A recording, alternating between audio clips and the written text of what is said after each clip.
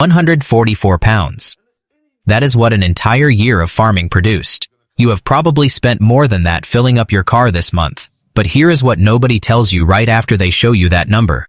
That same piece of land, that same mud, that same field, that same 144 pounds, is now sitting inside an empire that experts value at over 30 million pounds.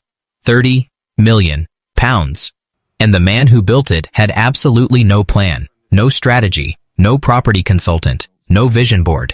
He bought the land because he wanted to shoot pheasants and did not want to say it out loud. Stay with me. Because what actually happened here is the greatest accidental property deal in modern British history. And why every single person who looked at Diddley Squat Farm in 2008 and walked away has every reason to be furious with themselves. Most people think they know this story. Celebrity buys farm. Celebrity is terrible at farming. Celebrity makes a show about being terrible at farming. Neat, simple, completely wrong. Because what Clarkson actually did, without meaning to, without a plan, and without anyone clever telling him it was clever, was buy the single most valuable type of land in England at the single most undervalued moment in the last 20 years. And then he did something even stranger. He refused to let go. When every signal around him said, walk away. Go back to 2008. Banks were collapsing. Northern Rock, gone. Lehman Brothers in America had just taken half the world's confidence down with it. People with serious money were scrambling, grabbing at anything real, anything physical, something the government could not print more of with a few keystrokes. And into that chaos walked Jeremy Clarkson. He writes in a newspaper column in 2009 that land is a better investment than any bank can offer, that the government does not get his money when he dies. He was right, on both counts. He also says the real reason was pheasants. But that sounds bad in print. So he leads with the tax angle. Here is the number that should have made headlines and never did.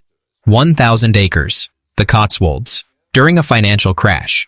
Somewhere between 4.5 and 6 million pounds. At a moment when nobody wanted anything, they could not turn back into cash in 5 minutes. He gets zero credit for it. Because the story everyone repeats is about the 44 pounds. 11 years pass. Clarkson does almost nothing with the farm. A local man called Howard Paul runs it. Crops go in. Crops come out. The land ticks. Clarkson is busy shouting about cars. Then in 2019, Howard retires. And suddenly Clarkson is standing alone in the middle of 1,000 acres in Oxfordshire, with no idea whatsoever what to do next. He could find another tenant farmer. Pay someone to handle it. Carry on ignoring it. Instead, he decides to have a go himself. Everything that follows, the shop, the television show, the planning battles, the brewery, the pub, the 30 million pound empire, all of it flows from that one decision, which was not a property strategy.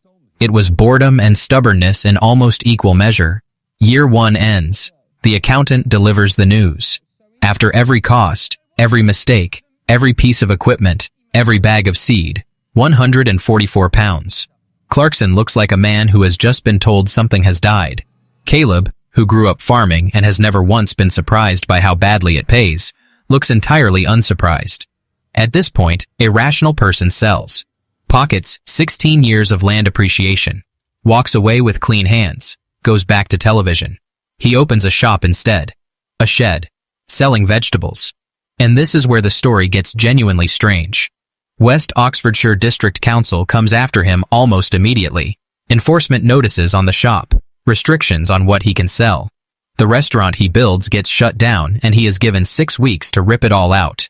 The car park he needs to stop visitors blocking the lane fused. And every single battle gets filmed. Now here is the property insight that nobody has written down clearly. The planning system that fights Clarkson at every turn is the same system that makes Cotswolds land worth what it is. You cannot build on it. You cannot industrialize it. You cannot throw up a warehouse or a housing estate or a retail park.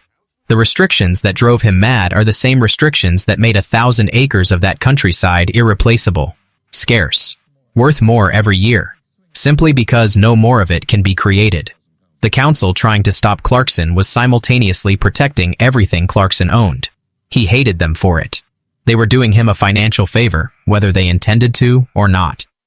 By the time the planning battles had run through 2 full series watched by millions, the farm was not just land anymore. It was a brand. 2 ways to read this. Either Clarkson is the sharpest accidental investor in Britain and the pheasant story is just very good PR. Or he got extraordinarily lucky and the same farm, bought by anyone else, would have stayed a quietly appreciating asset nobody ever heard of. Genius or lucky? You decide. Before you go, one question I genuinely want answered. Financial crash. You have £5 million and someone offers you 1,000 acres of Cotswolds farmland.